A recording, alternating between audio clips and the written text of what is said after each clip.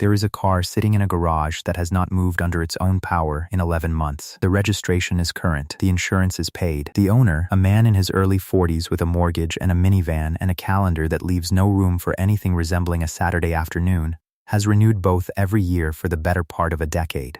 Not because he drives it, because he cannot bring himself to be the kind of person who no longer owns it. Nobody around him fully understands this. His wife has stopped asking. His friends, most of whom traded their enthusiast years for practicality somewhere around 32, regard the car with a mixture of affection and mild concern, the way one might regard a beloved but increasingly inexplicable habit. The car costs money. It takes up space. It produces nothing. And yet every time the question surfaces, the reasonable, logical, financially defensible question of whether it is time to let it go, something in him goes quiet and firm in a way that has nothing to do with the car's resale value. This is not sentiment, not exactly. The car in question is almost always an import from the 1990s, a Civic, a Supra, a Skyline brought over on a gray market title, an Integra with a swap that took 3 months and a friendship to complete. It is not a valuable car by most measures. It is not rare in the way a classic American muscle car is rare. It did not belong to anyone famous. What it belongs to is a specific chapter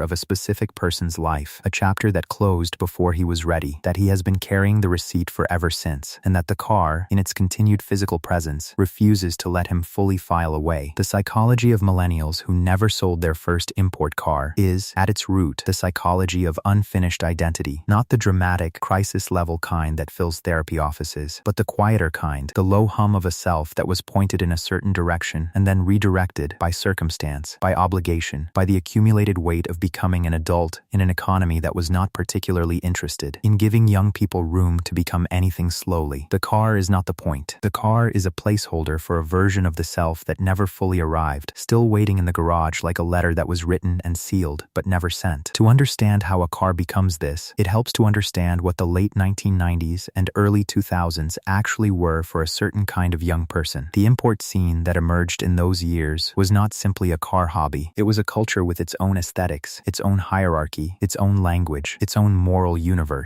The Fast and the Furious, when it arrived in 2001, did not create that culture. It reflected what was already happening in parking lots from Los Angeles to New Jersey, where young men were spending their evenings transforming modest 4-cylinder cars into something that announced, without ambiguity, exactly who they were and what they cared about. For many millennials, and particularly for those from immigrant families or working-class neighborhoods, the import scene was one of the first places they encountered a community that asked nothing about where they came from and everything about what they had built. The car was the credential. The work was the rusum. Psychologists who study memory and identity use the concept of the reminiscence bump, a phenomenon well documented in research by David Rubin and others, in which people disproportionately remember and emotionally weight experiences from roughly ages 15 to 25. This is not simply nostalgia in the colloquial sense. It is neurological. The brain, during that window of rapid identity formation, encodes experiences with an intensity it will rarely replicate later in life. The first time a person feels genuinely competent, genuinely belonging, genuinely themselves, those moments are written in a different ink than most of what follows. And for many millennial men, that window of intense encoding happened, at least in part, in and around a car, in the sound of a VTEC engaging on a late-night freeway on ramp, in the particular pride of having done the work themselves,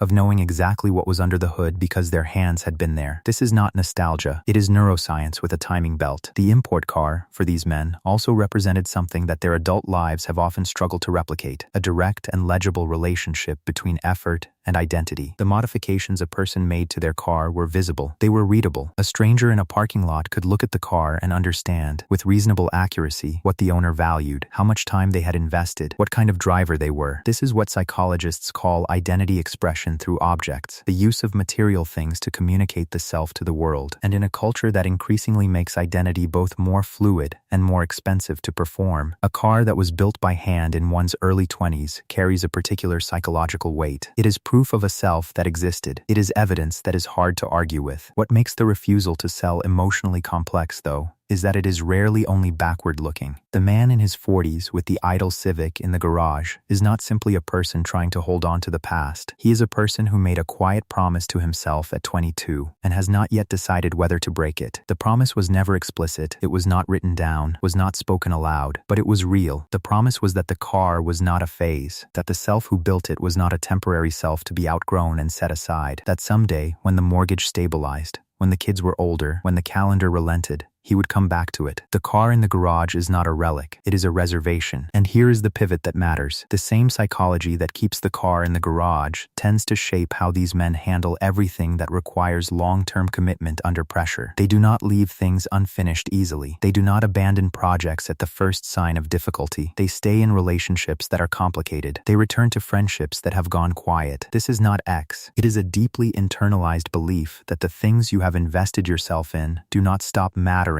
simply because they have become inconvenient. The car is not the only thing they have refused to sell. It is simply the most visible one. The cultural forces working against this loyalty are worth naming clearly. The modern economy has a strong and consistent interest in making people feel that yesterday's passions are today's liabilities. The culture that formed around these cars was built on access, on the democratic idea that an ordinary car could be made extraordinary by someone with time and ingenuity. The financialization of that culture has made it harder to return to, which makes the original car, the one already owned, already paid for, already understood from the inside, not a burden, but a lifeline. There is dignity in what looks, from the outside, like an inability to let go. What the man in the garage is actually demonstrating every time he pays that insurance premium is that he takes his own history seriously, that he does not regard the person he was at 22 as a rough draft to be discarded in favor of a more practical model. That maturity, to him, does not mean the erasure of the self that existed before responsibility arrived. It means carrying that self forward, even when carrying it requires a garage, and patience, and the willingness to let something sit until the time is right. The car will run again. He knows how. That knowledge is also, in its own way, part of the point. There comes a moment for most of these men when they finally get back into the driver's seat, sometimes literally, on a Saturday morning when the house is quiet and the kids are at a grandmother's and there is, for once, no reasonable claim on the next 3 hours. The engine turns over. The car moves. And what moves with it is not the past, exactly, but the thread between the past and the present, the felt proof that the self is continuous, that nothing essential was lost, that the man in his 40s and the young man who stayed up until midnight installing a short shifter are not two different people, but one person who has been waiting patiently to find his way back to the same room. The question worth sitting with has nothing to do with cars. It is this: what have you kept past the point of practicality? Because letting it go would mean agreeing that who you were no longer matters. And what has that keeping cost you? And what has it saved?